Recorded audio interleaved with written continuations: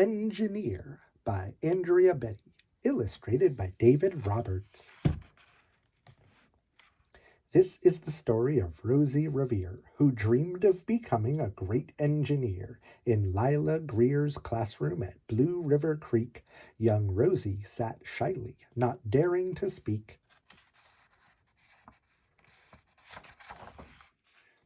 But when no one saw her, she peeked in the trash for other treasures to add to her engineer's stash. And late at night, Rosie rolled up her sleeves and built in her hideaway under the eaves.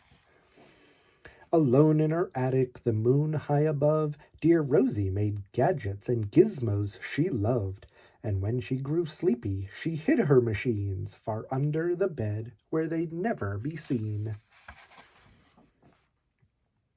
When Rosie was young, she had not been so shy. She worked with her hair swooping over one eye, and made fine inventions for uncles and aunts, a hot dog dispenser with helium pants.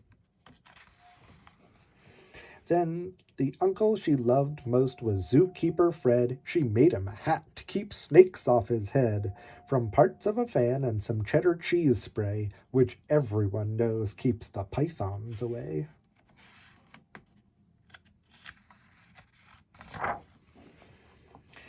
And when it was finished, young Rosie was proud, but Fred slapped his knee and he chuckled out loud. He laughed till he wheezed, his eyes filled with tears, all to the horror of Rosie Revere, who stood there embarrassed, perplexed, and dismayed. She looked at the cheese hat and then looked away. "I love it," Fred hooted, "oh truly I do."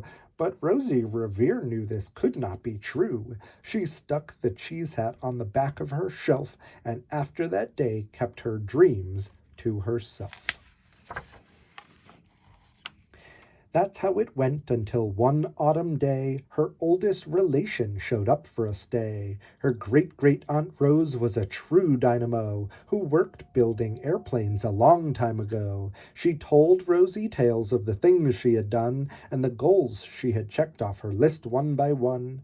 She gave a sad smile and she looked at the sky. "The only thrill left on my list is to fly. But time never lingers as long as it seems. I'll chalk that one up to an old lady's dreams." That night, as Rosie laid wide-eyed in bed, a daring idea crept into her head. Could she build a gizmo to help her aunt fly? She looked at the cheese hat and said, "No, not I." But questions are tricky, and some hold on tight, and this one kept Rosie awake through the night. So when dawn approached and red streaks lit the sky, young Rosie knew just how to make her aunt fly. She worked and she worked till the day was half gone. Then she hauled her cheese copter out onto the lawn to give her invention a test just to see the ridiculous flop it might turn out to be. Strapped into that cockpit, she flipped on the switch. The helio cheese copter sputtered and twitched. It floated a moment and whirled round and round, then froze for a heartbeat and crashed to the ground.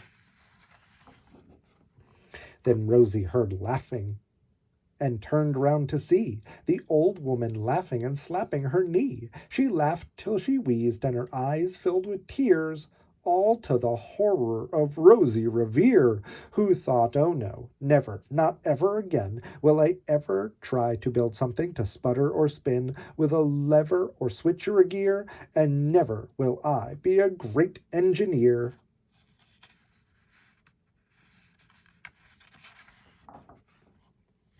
She turned round to leave, but then great-great-aunt Rose grabbed hold of young Rosie and pulled her in close and hugged her and kissed her and started to cry. "You did it! Hooray! It's a perfect first try! This great flop is over. It's time for the next." Young Rosie was baffled, embarrassed, perplexed. "I failed," said dear Rosie. "It's just made of trash. Didn't you see? The cheese copter crashed." "Yes," her great-aunt said, "it crashed, that is true. But first, it did what it needed to do. Before that, crash, Rosie. Before that, it flew. Your brilliant first flop was a raging success. Come on, let's get busy and on to the next.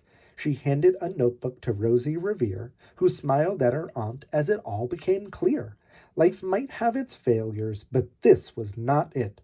The only true failure can come if you quit. They worked till the sun sneaked away to its bed, and Aunt Rosie tied her headscarf round Rosie's young head. She sent her to sleep with a smile ear to ear to dream the bold dreams of a great engineer. At Blue River Creek, all the kids in grade 2 build gizmos and gadgets and doohickeys too.